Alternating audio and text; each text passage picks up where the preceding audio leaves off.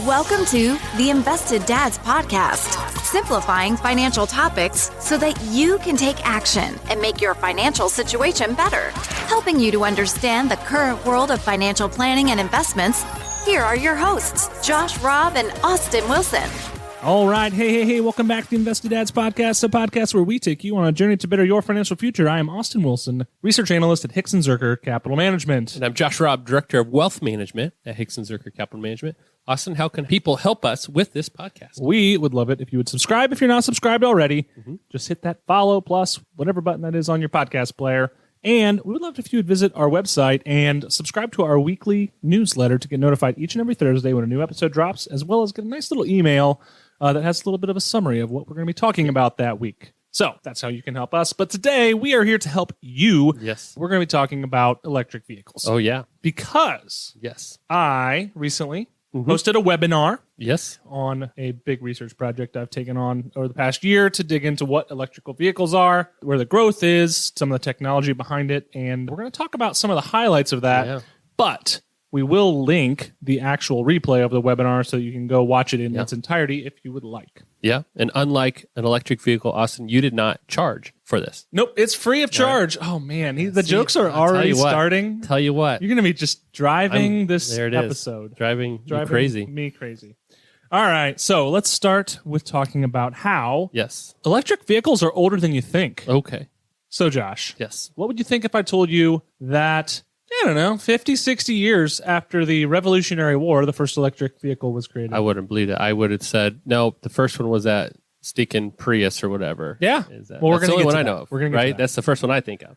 Robert Anderson, he's a Scottish inventor. He developed the first electric carriage in the 1830s. 1830s. Yeah, so that's pretty This is- incredible. Like Model T is not even. This is 80 years before that. Yeah. Right? So the first American electric vehicle, that was developed by Iowa-based chemist named William Morrison, and that was around 1890. Another 60 years ahead of that. Okay. Even the founder of Porsche, I love Porsches, developed his own electric vehicle and the world's first hybrid in 1898. Ooh. So a long time ago. This is, yeah. Between 1890 and 1900, there were many electric vehicles on the road. And in New York City specifically, they had a fleet of electric vehicle taxis. Oh, wow. In 1890 to 1900. So by 1900, electric vehicles actually accounted for about 1/3 of vehicles on the road, Wow. which 33%, which is about 33 times the proportion that there is today. Yeah, because they're like less There's than like 1%. 1% today, and it was 33% back then. So that is incredible. Now, things changed. Yes. In the early 1900s, it was actually Henry Ford himself who dealt the major blow to the electric vehicle. There you go. Because when he introduced the Model T in 1908, it was revolutionary. It was mass-produced. It only cost $650 in 1912 compared to $1,750 for an man. EV. So more than half the cost. Less than half for, Yes. yeah, exactly. So also in 1912, the electric starter was invented, so you didn't have to crank the engine over, which removed a barrier to gasoline vehicle ownership for some. And quality roads were growing, so connection to cities was more prevalent as Americans wanted to get out, as well as finding crude oil here in the United States and specifically Texas made gasoline very, very affordable. And in fact, electricity wasn't very popular in rural America, so you couldn't have an electric vehicle. It would do no good. You could have it for like just the first exactly. charge. So you charge it on your way home. with the gasoline engine coming more popular and gas stations starting to pop up, you can start to have people have vehicles out in rural America as well. So that is kind of the way things were for 50 years, right? But it wasn't until the late 60s and early 70s where things started to change again because at that point, gas was cheap. It was abundant, but we had oil shortages and issues in the 70s, which led up to the 1973 Arab oil embargo, which caused gas prices to go crazy. So this really put another round of interest into electric vehicles. So in 1976, Congress passed the Electric and Hybrid Vehicle Research, Development, and Demonstration Act. So hold on, pause. You're making an acronym out of that? No, I'm saying that must have been prior to them realizing that they could create cool acronyms off of their that's bills. useless. Right, because now they have like the HEROES Act. Nope. and or the IRA Act, which doesn't stand for IRAs. Nope, it's but different. That's a whole other thing. Exactly. So yes, it wasn't. So we had that, which authorized the Energy Department to support research and development for electric vehicles and even hybrids. So there were some electric vehicles that started to pop up in the 70s. However, they had a slew of problems. One of those was they had really low top speeds. So often they couldn't even go like 45 miles an hour. Yep.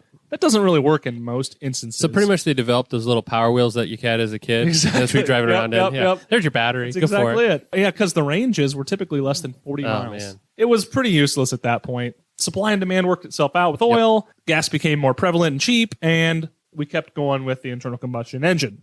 Then we get into the 1990s, and new federal and state regulations began to change the way people were thinking about emissions. So in 1990, the Clean Air Act Amendment and the 92 Energy Policy Act, in addition to new transportation emissions regulations in California, once again, it reintroduced some increased thought looking at electric vehicles.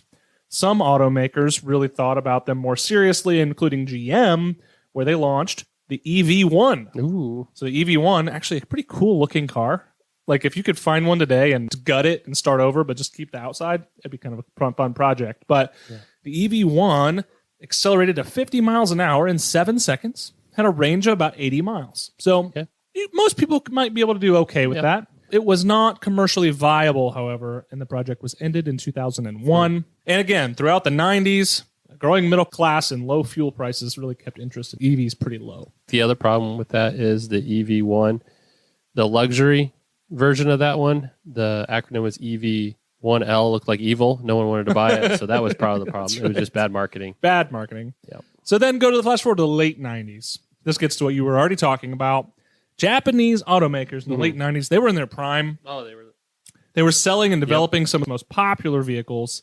In fact, 1997, Toyota released the Prius. Prius was released in Japan in 1997.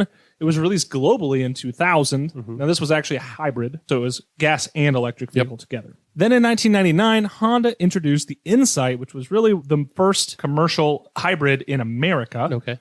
And then in 2000, Prius came also to the United States. That was kind of a big move for electrification in general. Now, those were not pure electric vehicles. Those are hybrids. So they had an internal combustion engine doing some of the work and a gas, and a battery kind of supplementing and stuff like that at the same time.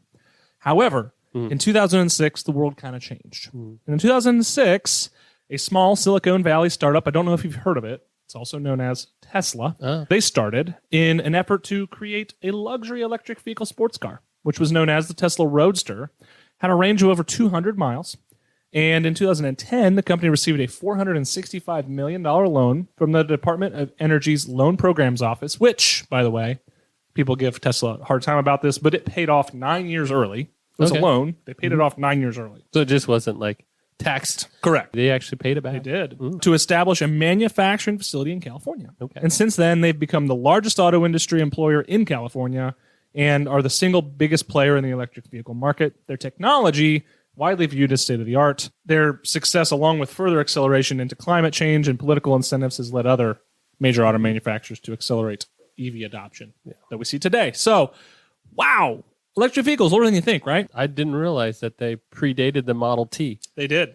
So they pretty much went from a horse, take the horse out, plug it into Electric something, vehicle. and let's do this. Ford's like, hey, We I'm can do gonna this better. Modernize the gas engine. Because you're right, they had the cranks, and that was a headache. So let's talk about the industry in general. Yes. So Deloitte is a very big institution with a lot of data, a lot of clients. So they do their own industry reports. Deloitte believes that electric battery vehicles already outsell plug-in hybrid electric vehicles and predict that by 2030, battery electric vehicles will account for 81% of all new electric vehicles sold, up to 25.3 million. Plug-in hybrid electric vehicles, on the other hand, they're only expected to sell around 5.8 million units by 2030. So there's a shift there, as you can see. Full battery becoming more prevalent than plug-in hybrids. Interesting. I would have thought it'd go the other way. Traditional internal combustion vehicles should return to growth coming out of COVID-19, because that obviously put a slump in traditional car sales, and may peak around 2025 at around 81.7 million, which at that point they will have a decline in market penetration as EVs continue to gain adoption. So their global EV forecast predicts that electric vehicles will grow at a 29% compound annual growth rate over the next 10 years. So from 2.5 million in 2020 to 11.2 million in 2025 to 31.1 million by 2030. And this ends with electric vehicles representing nearly a third of market share for new vehicles. So they're only just getting back to where they were before. They exactly just it. dropped the ball back in 1890. The lost century. Yes. So it is noteworthy that annual total car sales not expected to reach pre-COVID levels until 2024, Interesting. except EVs are going to be growing during that time. So it's internal combustion engines that are tailing off there. A key estimate is that Deloitte expects China to have 49% of the global EV market by 2030, followed by Europe with 25% and US at only 14%. So US not expected to be everyone, that's all they ever have at that point. After 2030, the company expects electric vehicle growth rates to slow, which you can't grow fast forever. There will be a divide, however, between wealthier nations and developing countries due to the support needed to support the transition from internal combustion engine to electric vehicles. One of the key factors will be the growth and implementation of a charging network. As we know, is going to cost billions of dollars to build out and even more to maintain.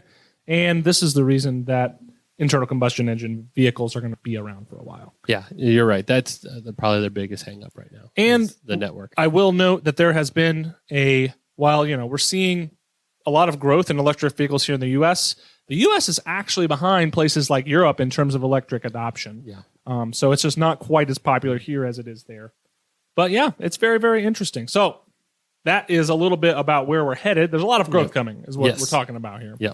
Now let's talk about range, because this is like the biggest item and issue that people have with electric vehicles. So right now, if you were to go out and buy a run-of-the-mill electric vehicle, you can find them from 100 miles of range all the way up to 500 and some miles of range.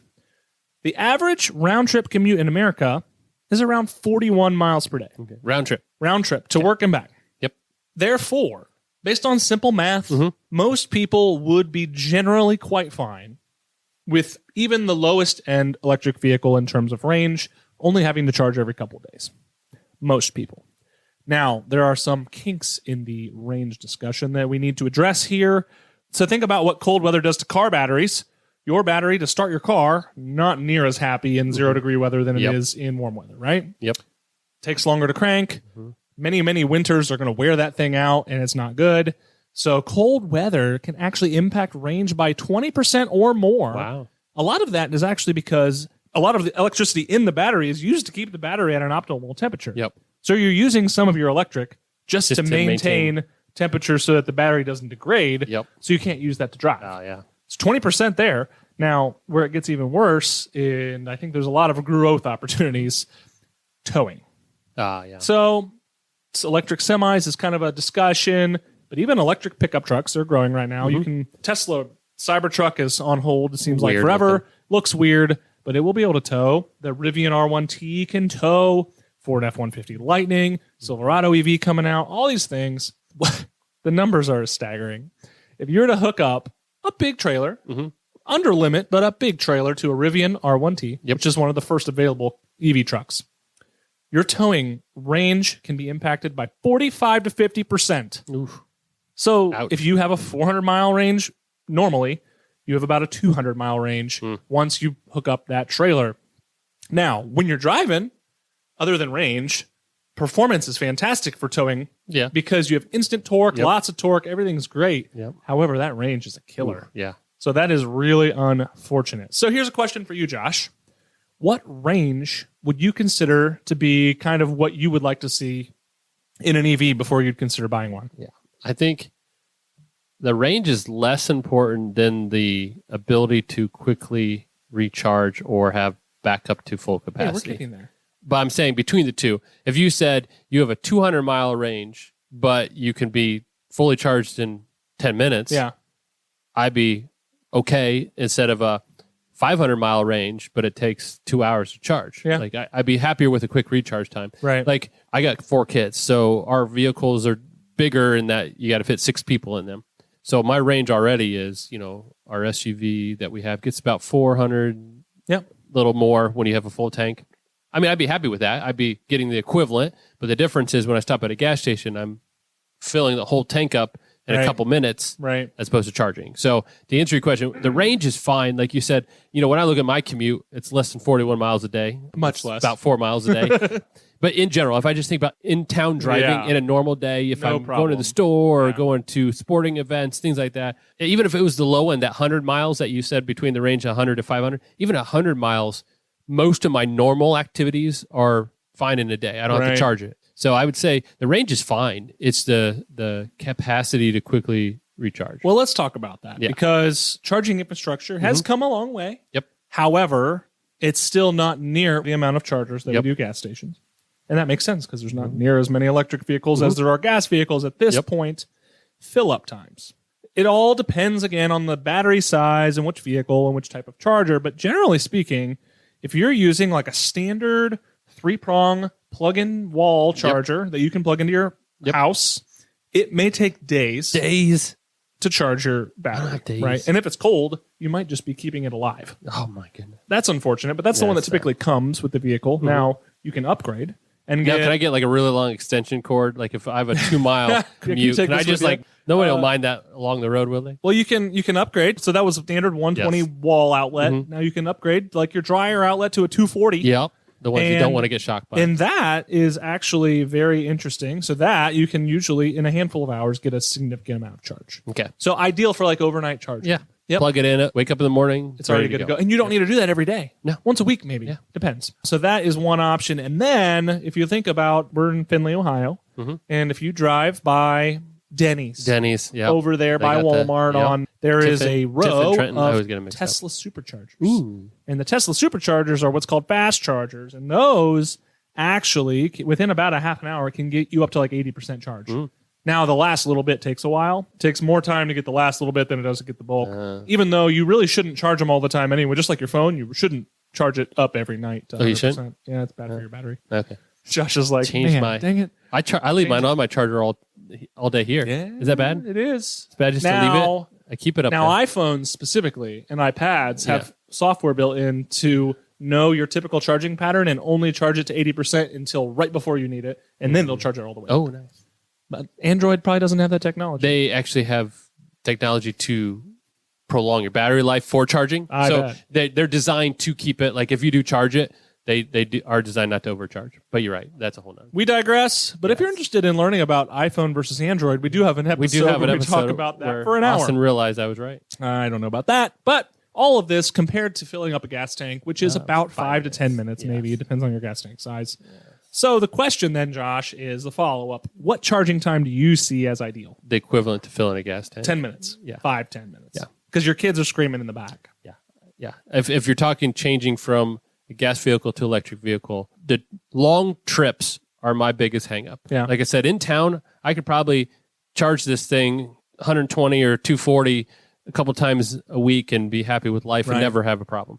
It's those trips where you got 4 kids, you're already tired because you've been on the road all day, and now this is, if I'm going 300 miles each charge, like, man, I don't want to wait a half an hour every time. True. At minimum to get going again. So Now, I will say yes. that I've done the math breakdown, real calculations based on real average gas vehicles and real average electric vehicles and real average gas prices and real average electric prices and the miles you get out of them and all this stuff. And the cost per mile for fuel, quote unquote fuel, it's either electric or gasoline, it is 65% cheaper per mile to drive an electric vehicle. Okay. That's just an average, but that is an interesting thing. It's interesting. So, like, while you're driving, buying them is expensive. It's a whole nother topic for a different day. Yep. But while you own it, very affordable. Interesting. And one thing that you may talk about, you may not, is life expectancy Yeah. versus battery versus a combustion engine. Well, hey, I need to get people to watch this webinar. That's right. If you want to learn about that, yeah, you go have to to the go webinar. listen to the webinar. But I think that would be, you're asking me the things that I would need, and I would need to see the average lifespan of those vehicles. Because Right. you can assume you can get probably 150, 200,000 miles on a gas engine. You'll have repairs along the way, but it's going to last somewhere in there, right? What's the range? What's the mileage that you get out of your battery before that needs replaced? And that's the other question. All right, Josh. Yes. I've done a lot of the talking here. It's time to bring it the dad joke of the week. Okay. There's cartoon Cars. You seen it? I love cars. Yeah, right. Great movie. They're kind of live vehicles. Right? Yeah, I they guess. have a personality, right? Do you know what their favorite meal is? Gasoline. Breakfast. Breakfast. Breakfast. that's good. That was a car joke for you. I appreciate a car joke. I really do. Because, I'm talking about electric vehicles right now, but I'm a car guy. You are a car guy. I'm a gearhead. I got motorcycles and I grew up around hot rods and stuff forever. And it took me a long time to even be semi-interested in learning more about electric vehicles because I was just making bad jokes about them. Yeah. Until you sat in one and they accelerated and you're like, that's cool. That's a different, the different point is that I recently spent a weekend riding in a Tesla, a very nicely loaded Model Y dual motor. And then I had the opportunity to drive it. Push the gas pedal down. Gas is, I guess, in air quotes. Yes. What do they call it? Just the pedal? Accelerator. Oh, that's dumb. I guess. I took a Tesla out for about a half an hour and maintained all speed limits. I will not incriminate myself, but I will say that I put it through its paces. And I was blown away. Now, I ride motorcycles all the time. I know what fast feels like. I really do. I've been in some very fast cars. Yeah. This was faster than any car I'd been in, and motorcycle fast, I would say. Okay. Which is like saying something. No, I've never driven a motorcycle. I'll take you for a ride sometime. I have. Well, I've been on a motorcycle, never driven one, but I have not eaten food for a while, so I know what fast feels like too.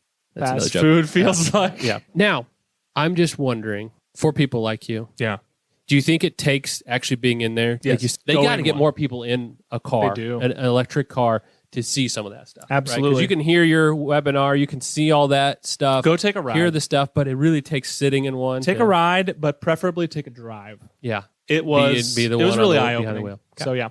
So and some of the features I got to sample while driving were some of the autonomous vehicle features, like super hyper lane assist and all that stuff. So we're going to talk about autonomous vehicles next. Okay. Now, one more question. This is a side note because I don't know much about Formula One. But I do. My Twitter feed informed me that there was a little bit of controversy with, what was the guy's name? Max Verstappen. Verstappen. Yeah. All right. Did he do something that was considered possibly a little bit insulting to his teammate? Yeah. Yeah. Okay. You must be on the same Twitter I am. I don't know. People were very uptight. So we're recording this the week after the Brazilian Grand Prix. Okay. So George Russell won his first race actually ever for Mercedes. I was glad to see that. I like George. He did a great drive. So anyway, earlier in the race, Max, on a safety car restart, tried to overtake Lewis Hamilton, which they had a very, very tight battle in 2021 for the championship, which Max won, which was controversial. So they've had a lot of experience racing each other. So anyway, Max sent a very aggressive outside pass going into turn one. Turn one turns into turn two really quickly. So Max was around the outside of turn one. Yep. Around the outside of turn one. And Lewis did not give him any room at all. So he actually damaged Max's front wing. So he had to go do an extra pit stop and get a new front wing and all this stuff. Lewis ended up finishing second. So anyway, the drama was that at the end of the race, Max is coming back through the pack. And his teammate, Sergio Perez, great Formula One driver, great teammate. He was sitting second in the championship to Charles Leclerc by a couple points. And Charles was ahead of him. So the Red Bulls had already clinched the Drivers' Championship, Max champion again, and the Constructors' Championship, Red Bulls team champion. So the thought was, hey, Max, you just passed Sergio. Let Sergio back through to get more points than you so that he doesn't lose as many points to Charles in the championship, so that they secure a 1-2 for sure at the end of the year, which is a bragging rights thing, right? Yep. Some money on the line, things like that. Well, Max pretty much said, no, I'm not going to do that. He did not let his teammate back through. And now Sergio Perez and Charles Leclerc go into the final race at Abu Dhabi, tied on points for second place. And Max has said that he had his reasons for not obeying team orders last race, but this race, if it comes down to it, he will help his team out. Oh. So that was the drama. Interesting. He channeled Ricky Bobby there and said, if you're not first, you're last. But he was like, it was so inconsequential. But he's not letting anybody pass him. It was inconsequential because he was fighting for like sixth. Yeah. So they finished sixth and seventh. Could have flipped him around. He already won the championship. It wouldn't have changed anything. I don't know. I'm a big Max Verstappen fan, and it was maybe one of my not favorite things to watch. Okay. I just saw it. I was curious. It was drama. Interesting. So he was not on autopilot. They were driving their cars. But we are going to talk about autonomous vehicles now, and currently there are 6, technically. 6 levels of autonomy for automobiles. And technically, no vehicles sold in U.S. qualify for anything higher than level 2 autonomy. But this is constantly changing. Yes. So level 0. So we're going away from electric vehicles and talking about autonomous. Generally the same. Yes. Generally, it's the electric vehicles that have the autonomous technology built in. Some gas vehicles do, but Okay. we're moving towards that Yes. electric. Level 0. Shouldn't even be a level, right? Mm-hmm. No driving automation technology. So in this case, the driver is entirely in charge of operating the vehicle. Okay. May include driver support systems like stability control, emergency braking, lane keeping assistance. The majority of cars out there are level 0. Level 1, lowest rung of automation technically. A vehicle has at least one driver support system that provides steering assistance or braking and acceleration assistance. Driver remains responsible for driving the vehicle and must be prepared to take control at any time and for any reason. Adaptive cruise control. Oh, yeah. You've used that. Yep. That is an example of level 1 Okay. driver assistance. So, which adaptive cruise control, if I'm driving the highway 65 miles an hour and I have my cruise set for 65 miles an hour because that's the speed limit. And Of course, Josh would never go any faster. And I come up to the car in front of me because it's driving 63 miles an hour. My vehicle adapts and slows itself down so it doesn't bump into the back of it. Yes. Adaptive cruise Or control. vice versa. Or It could go faster if the guy in front of you goes faster. if my cruise is set 65 and at 63, it speeds me back up to 65. You could, or you could set it to the car in front of you and just say maintain the distance a lot of times, where if that car goes 80, you go 80. If that car goes 60, you go 60. Don't do that. Don't do that. Okay, level 2. Yes. It applies to vehicles with advanced driving systems that can take over steering, acceleration, and braking in specific scenarios. But even though level 2 driver support can control these primary driving tasks, the driver must remain alert and is required to actively supervise the technology at all times. An example of this is highway driving assist. Yes. So like if you have lane assist, essentially, you can kind of take your attention off a bit, and you have to have some input once in a while, but you can take your attention off. And I experienced My this in a vehicle has Tesla, and it was fantastic. My vehicle has Yeah, that. exactly. So it won't let you veer too far offline or It whatever. keeps you in your lane. Kind of And handy for the so highway. if you have your lane assist and your adaptive cruise control, in a sense, it adjusts your speed up and down and keeps you in your lane. And that's what you're talking about. Yes. With still wants you to hold on to the steering wheel, but it's actually moving your steering wheel slightly to keep you where you Yes. want. Yep. Yep. And then there's level 3, and this is a big move. Yes. So there are no level 3 systems legal on American roads yet. This is conditional driving automation. It uses various driver assistance systems and artificial intelligence to make decisions based on changing driving situations around the vehicle. People inside the vehicle do not need to supervise the technology, which means they can engage in other activities. However, a human driver must be present, alert, and able to take control if an emergency or system failure occurs. Okay, level 4, we're getting out there. Oh boy. High driving automation is what's this referred to. It does not require any human interaction in the vehicle's operation because it is programmed to stop itself in the event of system failure. Since a human driver is never needed, a level 4 vehicle may not even have a steering wheel and pedals. Crazy. There's more. How could there be more? Level 5, the highest classification. This means a vehicle can drive itself everywhere in all conditions without any human interaction. Wow. So, Josh, the question is, would you feel safe riding in a fully autonomous vehicle in a city? Not right now. Okay. Not yet. Okay, we're not quite Not there yet. yet. Not What yet. about on a highway? Definitely not.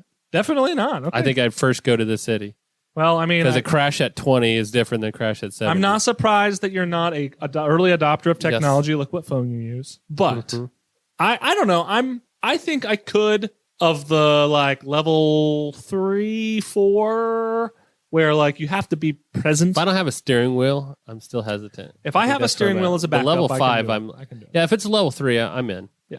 4, you said it may not have a steering Yeah, wheel, so that's that's where it where I'd gets a be little kind of sketchy. or pedals.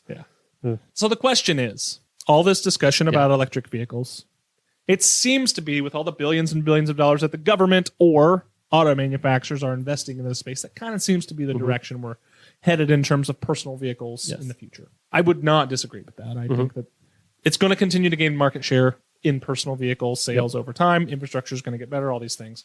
Now, what I want to point out is that I believe, and experts believe, that fossil fuel demand is still going to remain.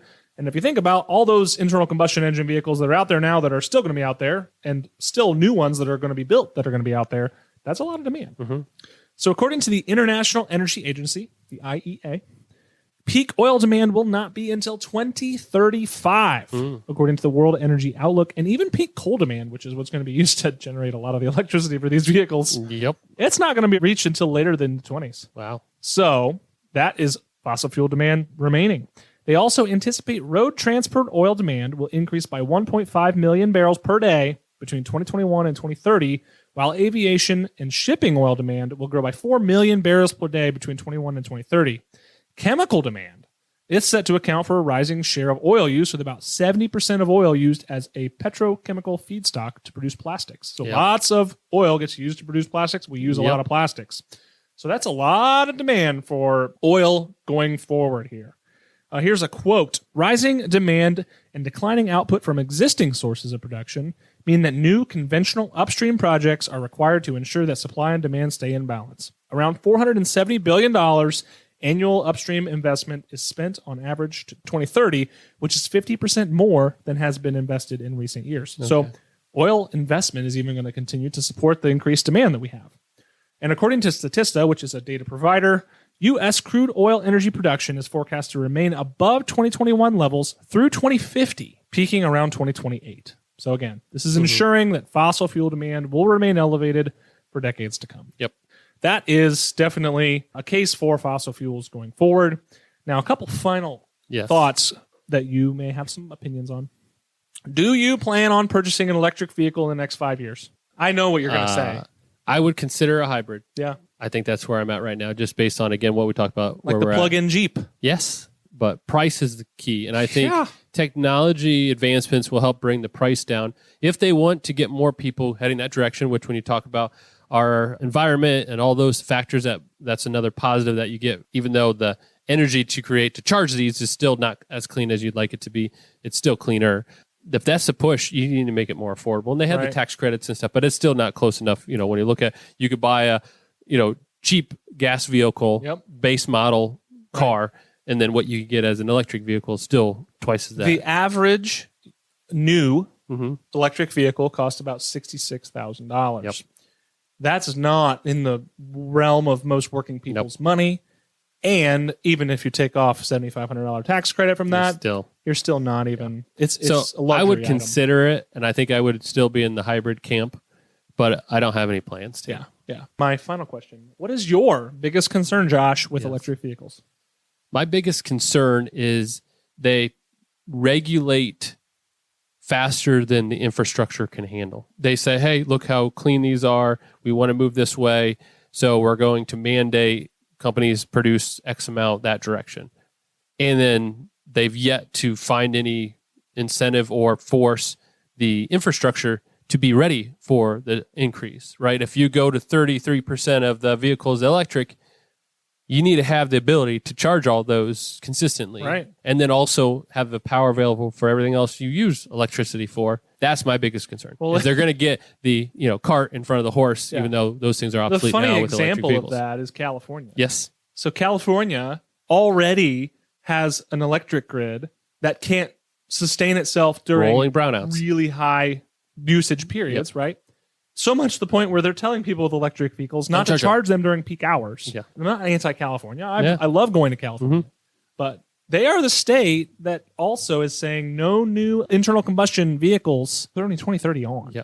So you got 8 years to figure it out. You can't have it both ways. You got to fix your infrastructure, and the country and the world in general has to beef up the infrastructure for increased demand. I'm with you. Wow. That was a very brief summary version of is the future electric. And I would say generally, yes-ish, There's a lot of moving towards that, but I think there's a lot of hurdles at this point. So if you really like this episode, make sure you check out Austin's webinar. It's free.